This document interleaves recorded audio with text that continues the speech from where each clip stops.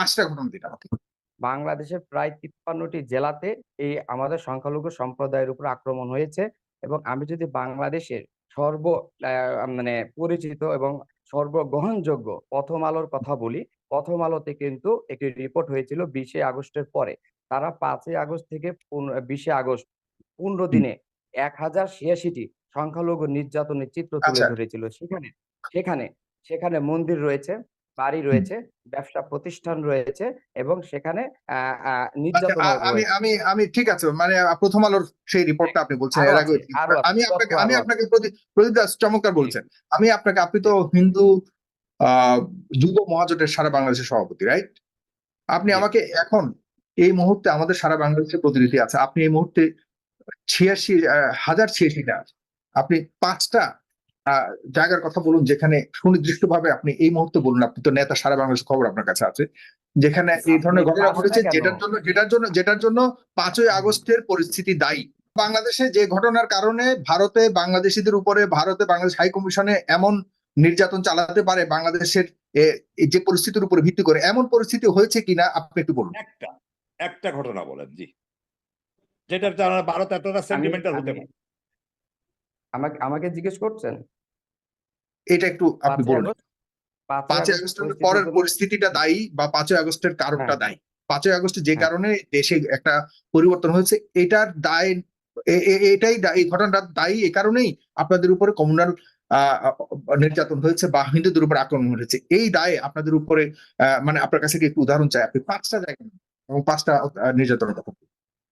দেখেন, আমি 1000 চাচ্ছি না, 100 চাচ্ছি না, 50টাও চাচ্ছি না, কেন পাবেন, 5টা জায়গার কেন নাম চাইবেন না?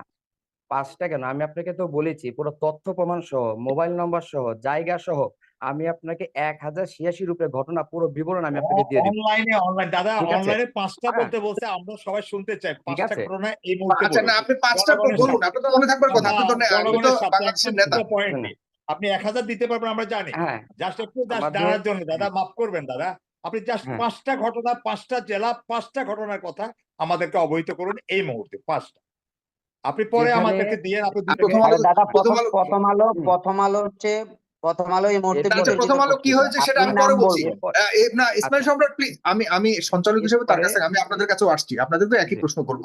আমি তার কাছ ওকে, থেকে একটু জানতে চাই, কারণ হলো এখানে একজন কলকাতা থেকে একজন সম্মানিত অতিথিও যুক্ত হয়েছেন, তিনিও ওই পার্ট থেকে যেসব ঘটনা ঘটছে তাদের কাছেও একটা মেসেজ যাচ্ছে। আমরা চাই আপনাদের কাছ থেকেও একটা মেসেজ যাক, যদি সত্যি হয়ে থাকে অবশ্যই আপনি বলবেন। বাংলাদেশে হিন্দুদের উপরে এমন অত্যাচার হবে আর আমরা সহ্য করবো, এটা হতে পারে না। কিন্তু অন্য দেশ কেন এটা প্রতিবাদ করবে, আমরা কেন তাহলে কি করছি? আমরা তো সাংবাদিক, আমাদের তো বিবেক আছে, আমরা তো বসে থাকবো না, আমরা জানতে চাই। একটু পার্টিকুলারলি আপনি বলুন দয়া করে আজকে যে কোথায় 5টা। জি, আমি জাস্ট এখানে কারণ লক্ষ মানুষ দেখবে তাদের জন্য আমি ওকে। আমি আপনাকে 5টা ঘটনা আরো বেশি দিব, 5টা ঘটনা আমি 5টা আপনাকে বলতেছি বিস্তারিত সহ। আমি আপনাকে এই অনুষ্ঠান চলাকালীন সময়ে দিব। প্রথমত ঠাকুরগাঁয়ে বেশ কয়েকটা ঘটনা ঘটেছে। ঠাকুরগাঁও জেলা, আপনি লিখে রাখুন, ঠাকুরগাঁও জেলা। আমি আপনাকে ডিটেলস দিব। ঠাকুরগাঁও বলুন ফেনী। ঠাকুরগাঁও জেলা কোথায় কোথায় বলুন বলুন, আপনি একটু আপনি নোট ডাউন করুন ইসমাইল শুনেন, সম্রাট। আপনার অনুষ্ঠান তখন শেষ হচ্ছে না, আমি আপনাকে দিলেই তো হয়েছে সাইফুর ভাই, ঠিক আছে না কিনা? না, প্রদীপ দা, আমরা কিন্তু আমি এই আপনাকে ঘটনাটা আমাদের একদম পশ্চিমবঙ্গ সহকারে, ভারত সহকারে সবাই দেখবে, যেহেতু পশ্চিমবঙ্গ সহ আপনি একজন নেতা। আমি আপনার কাছে 5টা আমি ঘটনা আপনাকে চেয়েছি।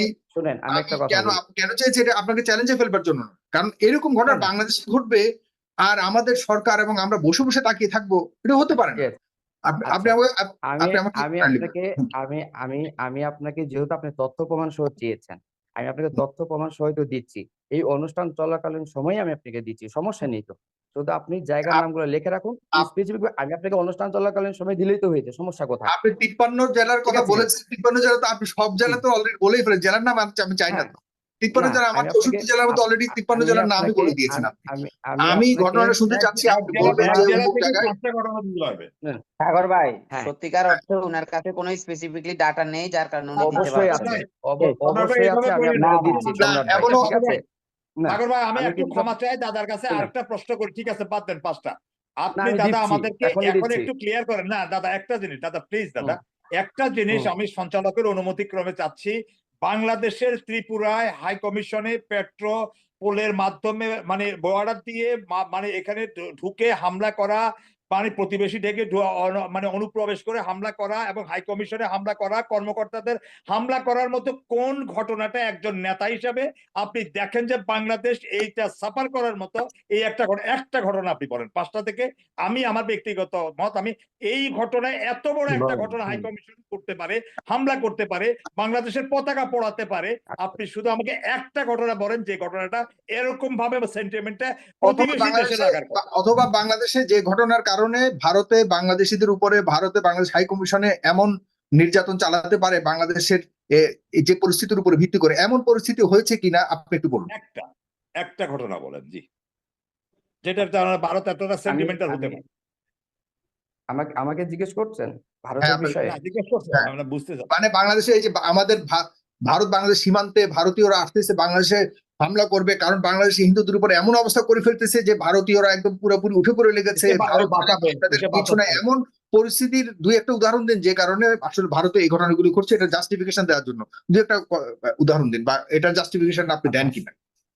ওকে, প্রথমত হচ্ছে এটি ভারতের অভ্যন্তরীণ তারা এটা করতেছে, সেটার প্রথম আমি বলি, আমি আমি আপনাকে বলতে দিবেন আমাকে। প্রথমত হচ্ছে তারা যেটা করতেছে এটা তারা কেন করতেছে এটা আমরাও ইতিমধ্যে ভারতকে বিভিন্ন চ্যানেলে যে সংবাদ পরিবেশন করেছে, কিছু কিছু অতি উৎসাহী হয়ে সেটার প্রতিবাদ আমরা জানিয়েছি।